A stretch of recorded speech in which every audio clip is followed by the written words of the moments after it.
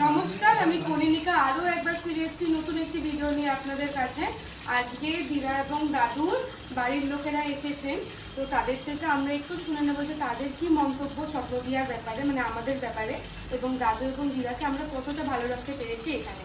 তো চলুন একটুখানি কথা বলে নিই, আমরা গল্প করে নিই। তো দেখি বলো দাদু এবং দিদাকে, তুমি বলতে চাও না? আচ্ছা, তোমাকে দিয়ে স্টার্ট করি। বলো দাদু এবং দিদা এখানে আছেন তা কতদিন হলো? 1.5 মাস হলো এখানে আছে। আমার কাকা কাকিমা হয় নিঃসন্তান, অসুস্থ হয়ে পড়েছিল বলে আমরা এখানে দিয়েছি। স্বপ্নদিয়া বৃদ্ধাশ্রম ভীষণ ভালো, এরা সবাই ভীষণ কেয়ার নেয়, খাওয়া দাওয়া থাকা সমস্ত কিছু খুব ভালো। আমরা একবার আমরা আগেও দেখে গেছি, আজকেও আবার এসেছি। যখনই ওনাদের জিজ্ঞেস করি কেমন আছো কাকু, কেমন আছো কাকিমা, বলে ভীষণ ভালো আছে, খুব ভালো আছে। মানে তোমার মতামত অনুযায়ী আমরা ভালো রাখতে ভালো রাখতে নিশ্চয়ই পারবো। আর আমাদের হাসি মুখ দেখলেই সবাই বুঝে যাবে খুব ভালো আছে, কেননা ওরা ভালো থাকলেই আমরা ভালো থাকবো। মাসিকে দেখছি না,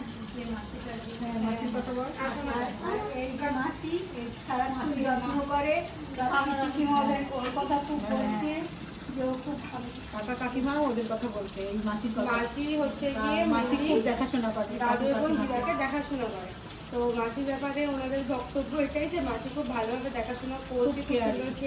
আমাদের ভালো লাগছে যে কাকু কাকিমা ভালো আছে, আমাদের খুব ভালো লাগছে এটা দেখে। এবং আপনারা আগের ভিডিওতে দেখেছেন মাসি কাকুকে কীরকম, মানে দাদু এবং দিদাকে কীরকমভাবে খাবার সার্ভ করছে, কীরকমভাবে কেয়ার নিচ্ছে। আমি সেই ভিডিও অলরেডি পোস্ট করেছি, তো ওনাদের ভিডিও আপনারা শুনতে পেলেন যে মাসি ভালোভাবে টেক কেয়ার করছে। মাসি তোমার খুব ভালো ভালো কথা বলেছে, কেয়ার করছেন। মেনলি ওনারা স্যাটিসফাই, সবাই স্যাটিসফাই। তুমি কিছু বলো, বলো যে তোমার কিরকম লাগছে? আমার তো খুব ভালো লাগছে, কাকু কাকিমা এখানে আছে। ওখানে যেখানে ছিল সেখানকার থেকে এখানে অনেক ভালো আছে, কারণ ওনাদের ছেলে মেয়ে নেই, ওনারা একা একাই থাকতেন, কিন্তু এখানে খুব ভালো আছে দেখে আমাদের ভীষণ ভালো লাগছে। আমরা মাঝে মাঝেই আসছি, দেখে শুনে যাচ্ছি, ভালো আছে ওনারা, কোনো অসুবিধা নেই। তুমি কিছু বলো। তোমার কাকা যখন নিজের ওকে বলছি যে খুব ভালো দেখাশোনা করছে, খুব ভালো যত্ন করছে, খাওয়া দাওয়া ভালো, সব কিছু ভালো, তখন আমাদের শুনেও ভালো লাগছে যে ওরা ভালো আছে। কারণ যে অবস্থায় ছিল, ওরা যদি সুস্থ থাকতে যদি আসতো এখানে, তাহলে আরও ভালো হতো, আরও ভালো হতো, সুস্থ থাকতে আসতো। কিন্তু আমরা খোঁজ পেয়েছি অনেক পরে, ওই দিদি নাম্বার 1-এ দেখেই আমরা খোঁজটা পেয়েছি। তার আগে যদি জানতাম তাহলে খুব ভালো হতো। জেঠুকে নিয়ে একবার, জেঠু তুমি বলো। আমরা ঠিক জায়গায় বেঁচেছি, এটাই আমাদের কাছে একটা পাওনা বলতে পারো। ঠিক হয়েছে, এবং যে জায়গাটা গিয়েছি খুবই ভালো, খুবই ভালো।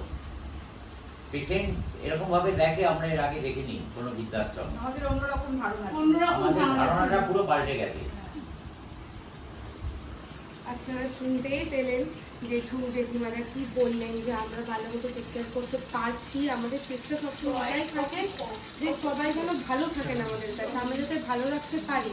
আমাদের অক্লান্ত পরিশ্রম এটার জন্যই যায়, সবসময় আমি পরিশ্রম এটার জন্যই করি যাতে ওনারা ভালো থাকেন, এটাই মেন মোটিভ। আর এটাই করে চলার চেষ্টা করছি, মাসিও তাই করছেন। তো মাসির ব্যাপারে আমরা শুনলাম যে মাসিকেও ওনাদের পছন্দ হয়েছে, মাসি ওনাদের খুব ভালো কেয়ার করছে। তো ব্যাস এইটুকুই, আজকে ভিডিওটা আর বেশি লেন্থি করবো না, এইটুকুই রাখবো আমি।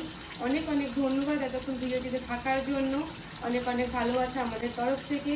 আর আমাদেরকে এরকমভাবেই আশীর্বাদ করে যাবেন আপনারা, যাতে আমরা আরও অনেক এগোতে পারি, আরও অনেকের কাছে পৌঁছে যেতে পারি, আমাদের ভালো সার্ভিস আরও অনেকটা দিতে পারি। অনেক অনেক ধন্যবাদ ভিডিওটিতে এতক্ষণ থাকার জন্য। আমি স্বপ্নদিয়া থেকে কনিনিকা।